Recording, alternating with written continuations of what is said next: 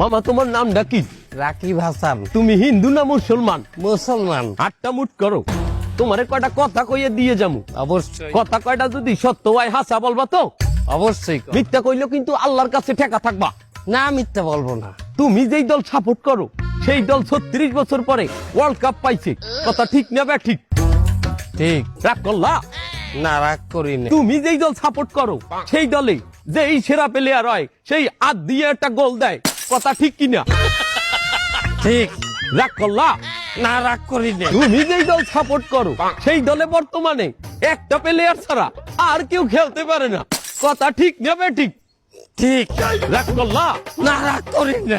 তুমি যেই দল সাপোর্ট করো সেই দলের 3টা বিশ্বকাপ সাপোর্টাররা মনে করে 50টা বিশ্বকাপের সমান, আর ব্রাজিলের 5টা বিশ্বকাপ রে ওরা একটাও ধরে না, কথা ঠিক না বে ঠিক?